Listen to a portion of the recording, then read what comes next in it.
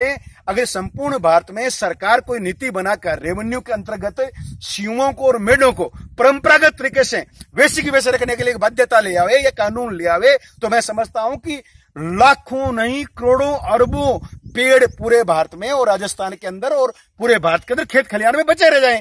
अगर सीमें काटने पर प्रतिबंध लगा दिया जाए तो जो सरकार संपूर्ण जो पैसा पेड़ पौधे लगाने और पर्यावरण सुधार के अभियान में लगाती है, उससे कहीं अधिक पैसे का काम तो सीमें ही कर देगी। लेकिन दुर्भाग्य से सरकार का और सरकारी पक्षों का, पर्यावरणविदों का और श्रेष्ठ लोगों का कहीं ध्यान नहीं जा रहा है। मेढे, सीमें, खेतों की सीमाएं कटती जा रही है, समाप्त होती जा रही है। खेत थाली की तरह सीधे होते जा रहे हैं। कंटीले तारों से सुसज्जित करके पक्षियों प्राणियों की मौत का कारण तो पहले ही बन चुके हैं। अब बड़े प्राणी, गाय भैंस इत्यादि जो चरने के लिए आते हैं, उनके लिए भी मौत का और संकट और पीड़ा का सबब बनते जा रहे हैं। मैं आग्रह करना चाहूंगा, अपील करना चाहूंगा जनमानस से, पर्यावरण प्रेमियों से, खेत खलिहान के मालिकों से कि वो कम से कम अपनी मेढों को, सीओं को, दो व्यक्ति, इधर का खेत मालिक उधर का खेत मालिक, सामूहिक सोच विकसित करते हुए विशाल चौड़ी परंपरागत सीमाओं को, मेड को या सीम को बनाए रखें, ताकि उसमें विविध जैवीय और पादपीय संतुलन बना रह सके, उनको आश्रय मिला रह सके, हम विभिन्न जीवों और प्रकृति के एक संपूर्ण स्वरूप के साथ में जी सके। और इसके अनेक अन्य लाभ भी हैं।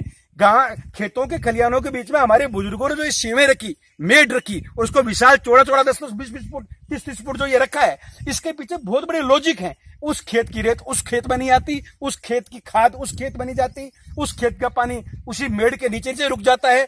तो जल पुनर्भरण की दृष्टि से, प्राकृतिक पर्यावरणीय संतुलन की दृष्टि से, जैवीय पादपीय संतुलन की दृष्टि से, पूरी प्रकृति के सभी जीवों की रक्षा की दृष्टि से और पर्यावरण की दृष्टि से हम जो पेड़ लगाने का नौटंकी करते हैं, योजनाएं करते हैं, उन योजनाओं से कहीं बड़ा और बेहतर काम स्वतः जो खड़ा है उसको हम काटते जा रहे हैं। जो हमारे सामने पर्यावरण संतुलन का काम हुआ पड़ा है, एक खाली संकल्प के साथ में, एक नीति के साथ में उसको बचाया जा सकता है, उसको मिटिया मेट कर रहे हैं, समाप्त कर रहे हैं। एक तरफ हम अकाल की तरफ, काल की तरफ और विनाश की तरफ जा रहे हैं और बिल्कुल बेखौफ जा रहे हैं, कंटले तार बिछा रहे हैं और जीवों को मार रहे हैं। और दूसरी तरफ हम पर्यावरण सुधार के लिए बड़े बड़े बजटों के साथ में, बड़े बड़े आंदोलनों के साथ में एक नौटंकी कर रहे हैं, एक दिखावा कर रहे हैं। ये विरोधाभास मिटाना होगा और हमें तत्काल प्रभाव से खेत खलिहानों की सीमों, मेढों या सीमाओं को प्राकृतिक स्वरूप में, परंपरागत स्वरूप में रखने की दिशा में आगे बढ़ना होगा।